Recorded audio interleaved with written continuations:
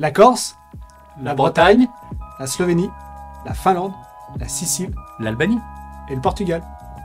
et le Portugal. Et la Sicile. Mais non, je vais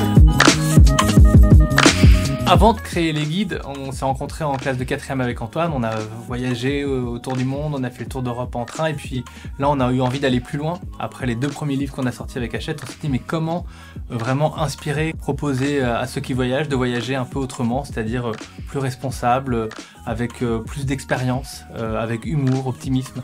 En faisant un Pétéo Schnock sur Instagram, on était beaucoup dans l'inspiration et on s'est demandé comment vraiment faire changer les gens leur manière de voyager, et ça passe aujourd'hui encore beaucoup par des guides papier et aussi évidemment par internet. C'est aussi pour ça qu'on arrive avec une nouvelle approche qui est avec des liens, avec une carte digitale qui permet à tout moment de se géolocaliser et de savoir où sont les adresses. C'est une application où vraiment on est géolocalisé, on peut avoir toutes les expériences autour de soi, tous les restaurants, toutes les adresses, et ça c'est génial parce qu'on n'est pas obligé de prendre son guide avec soi et on fait des liens avec toutes les pages, et donc là c'est vraiment, là on augmente vraiment, on optimise, je trouve, le voyage. Et ça, c'est une révolution.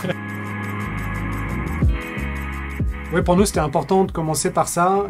Depuis qu'on s'est lancé, on est vraiment axé sur le voyage de demain, le voyage responsable, le voyage un peu plus local. Et donc, accessible en train, ça paraît être une évidence, en tout cas que ça soit facilement accessible, pas trop loin. Pour des destinations comme l'Albanie ou la Finlande, c'est une petite aventure en soi, mais ça fait partie du voyage.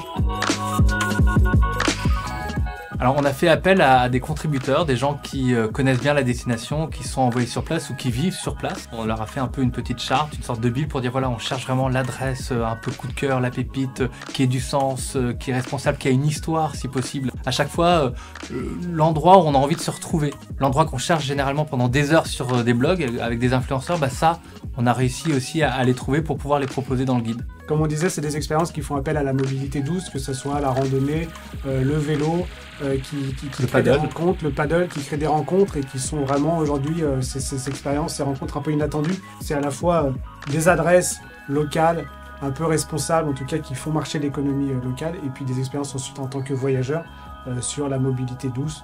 Mais c'est vrai qu'on a un rapport à la nature, ça veut dire qu'au lieu d'avoir des expériences complètement patrimoniales à 100% sur l'histoire de telle région ou de telle chapelle, on va plutôt privilégier l'itinérance pour aller faire une belle randonnée, pour rencontrer tel artisan, pour avoir justement tel restaurant un peu sympa au bout d'une crique. On est vraiment aussi dans une démarche outdoor, nature, en contact avec les éléments. Moi, ce que j'espère, c'est qu'avec ce guide, et c'est ce qu'on veut faire, c'est que les voyageurs soient éclairés à la fois sur l'impact qu'ils ont, sur ce qu'ils peuvent changer sur place. On parle beaucoup des problèmes et c'est important, on en a conscience, mais je pense qu'il faut proposer aussi des solutions. Et les guides Pétéo Schnock, on a envie de faire partie des solutions. On a envie de se dire qu'on peut continuer à voyager, mais de manière différente. En prenant le train, en ayant moins d'impact sur place, en étant plus mobile. Le voyage, on en a besoin, c'est une confrontation à l'inconnu, à l'ailleurs, ça nous définit aussi en tant que citoyen, dans notre place dans le monde, donc c'est vraiment important, et puis d'aller à la rencontre de l'autre, de ne pas être fermé, mais il faut que ça soit festif et bien fait. Je leur dis, c'est une nouvelle collection, c'est Pétéo Schnock, c'est un peu barré, rien que dans le titre, c'est un appel à l'imaginaire. Chacun a son Pétéo Schnock, ça peut être au bout de la rue comme au bout du monde. Tentez l'aventure avec nous, vous ne serez pas déçus, parce que justement, on vous propose quelque chose de différent, et puis on a hâte d'avoir vos retours surtout.